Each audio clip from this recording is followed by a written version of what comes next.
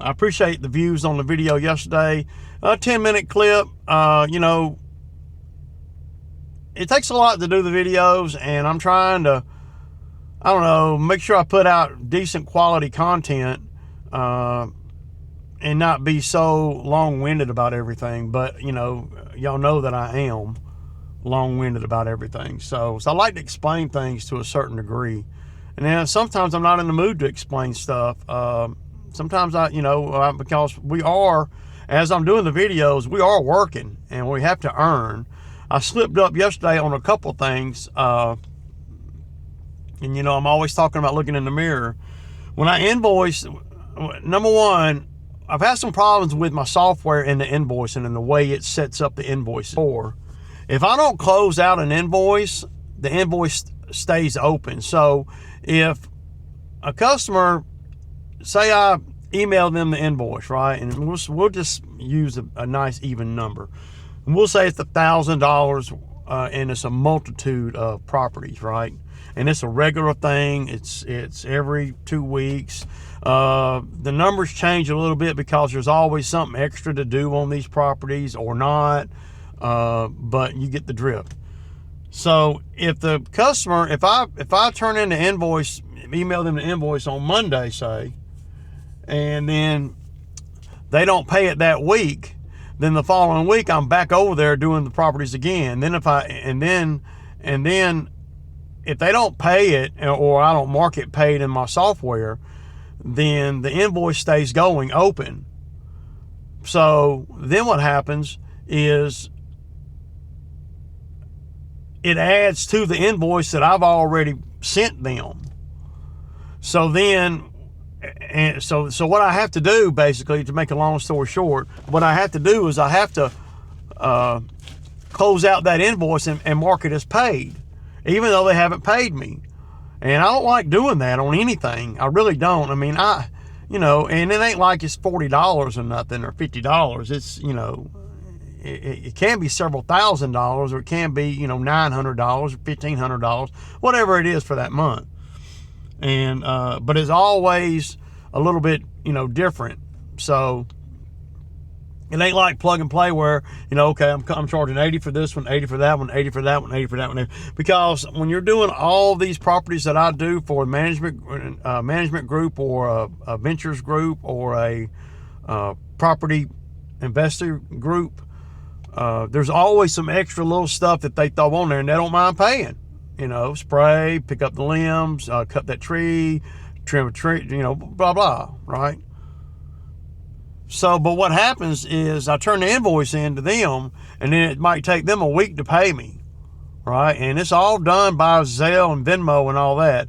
But then if it takes them longer than, you know, a week or whatever, and I'm back over there before they pay the previous invoice, then it's adding to that same invoice number.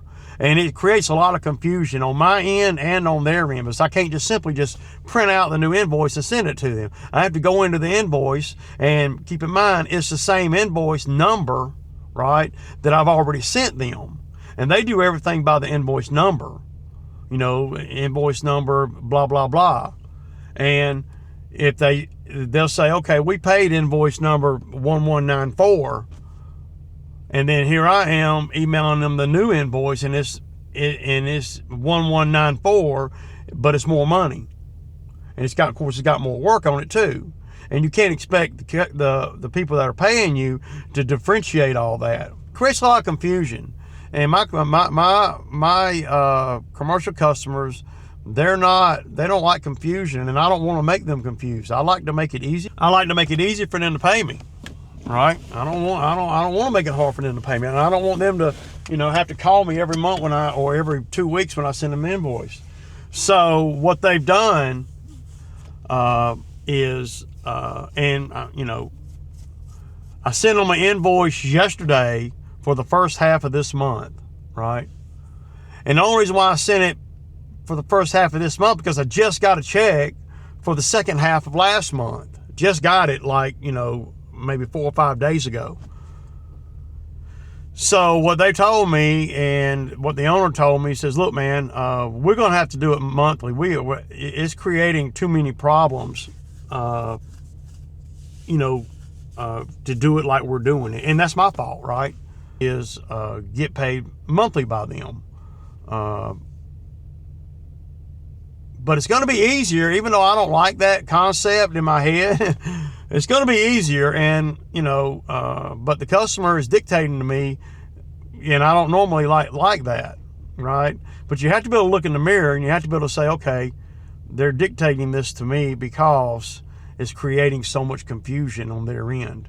They need to know how much it's costing per month, give or take a few dollars, and how much they're paying out for work, because they got somebody keeping books too, and they want to make sure that they're not that they like a little more organization than that. And after all the confusion that me and my software, because I'm when I started doing the properties, it was only like 4. Now it's like 30, twice a month, and there's all kinds of other stuff too that I'm doing. And over time, as I've grown with them, and I've grown in the business in general, and my software is it's a good software, keeps up with everything. Are there more friendly softwares? I'm sure there are. But the thing about software that a lot of guys don't understand is, but the software people do, is what they do is they make it where you're counting on them. Okay. So the biggest thing with software to me is the fact that I had to put all my information in the software, my information, all the customers' information, and everything, right? And what these software subscription people do, and I know there's free ones out there and all that, but I don't I'm not a big believer in free. I'm just not. If it's free, I'm suspect. That's just me. And I don't like running the business off of my phone. Though I do have an app on here that is my software, the same software I use on my computer. I like running my business off of a desktop. Now, oh damn, Ray, that's old school. Yeah, but I like that's just how I like to do it. I don't like to be looking at the little bitty phone trying to figure it all out. My desktop, it opens up to their full site, and I pay a subscription. It's like $35 a month, pennies, and but what they do is they offer you, okay, not my software, but I'm talking about software, and this is just a little tip on what to look for when you're looking at software. So to me, and I got a disclaimer, you want software that obviously will keep up with your customers, that will keep up with your schedule, that will keep up with your money that you make. But you also want a software that will track your expenses. Now, this is where it starts getting a little sticky on some of the bigger outfits, software outfits, like Jobber and some of the other bigger ones. Jobber is a great software, I'm sure. I've never gotten into it deep enough because, well, their pricing and their marketing and all is geared toward, well, they're trying to get you on the hook. They'll say, no, a guy like me, once I spend all the time, and it could be like up to 2 days of just straight importing customers and deleting old customers. And because when you go from one software to the next, you want to purge all the ones that you're not doing anymore, or that you're not going to be doing. Now, I don't delete every customer, but there's some I'm simply not going to deal with anymore, and they're not, I'm not going to be working for them. So what software companies do is they'll come in with an introductory rate, and they'll say, okay, $75 a month, for Jobber. I don't know if that's the right number, but yeah. And then they'll hook you, right? And you'll put all your effort, you'll spend the time it takes, and that's a lot, the time it takes to get all your information into the software, and then the time it takes to learn how the software works. And it could take a while. I mean, it probably took me, and I don't know if it's fast or little, I don't know if this is fast or slow. I could basically run the software after a couple of weeks. But with Jobber and some of the bigger ones, they'll introductory offer and they'll say, okay, $75 a month for the first 6 months, see how you like it, blah, blah, blah. But what they're not telling you is once they bump it up, once you get to the 6 months or whatever, and now it's time to go to the real price, and that's $130 a month. And for Jobber, specifically Jobber, at that rate, the bottom tier one, they don't keep up with your expenses. But they don't tell you that. See, I mean, it's in the fine print, but they don't come right out and tell you that when they're trying to sell you the software. I was on the phone with a lady, and the way I found out about it is they were schooling me on some of the some of the features of the Jobber. And this is before I committed, or I was gonna do it, right? And so then they said, okay, after 6 months it'll go to 100 and from 75 or whatever to 130 or whatever. And I'm like, well, okay. Keep in mind, I'm coming from a software that's charging me, $40, something like that. And when I was looking at the Jobber, though it does all this stuff, I mean, everything. When you're a one-man outfit or two-man outfit, going from, $40 a month to $140 a month, it's doable. It's not, they're not going to break the bank or nothing. But then they throw the kicker in. So, but they wait until you spend all this time learning their software to a point where you can run it, and incorporating all your customer base into the software. So now you're vested. You got time in it, and so then 4, 5, 6 months go by, the price goes up, and they're open about that. But then the kicker is, oh, you want us to keep up with your expenses too? Oh, yeah, now you're at $170 a month. And they got you because for me, a guy like me anyway, I think back on, damn, all the shit I went through to learn the software, all the stuff I went through to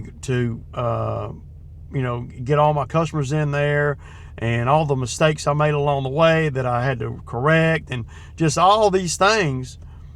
And now they're going to throw the kicker on there, because any business out here, you got to keep up with your expenses. I mean, for a software not to offer in the bare basic package to keep up with the expenses is ludicrous to me. But that's how Jobber gets you to go to the second tier. Now, that's just, hey, I ain't mad at them. It's my job to see if it's worth it to me or not. And maybe that's why I'm having so many, maybe that's why I'm having issues with the invoicing and all. But I think there's settings on my computer, in my software, that I got us to dig in and look at. Because one thing my software doesn't have is a lot of coaching stuff, right? Where they can where they show you how to do stuff, or tell you how to do stuff after you have already committed. But you're not really committing to a lot with my software. Of course, if the internet's down, then you're down. If their website's down, then you're down.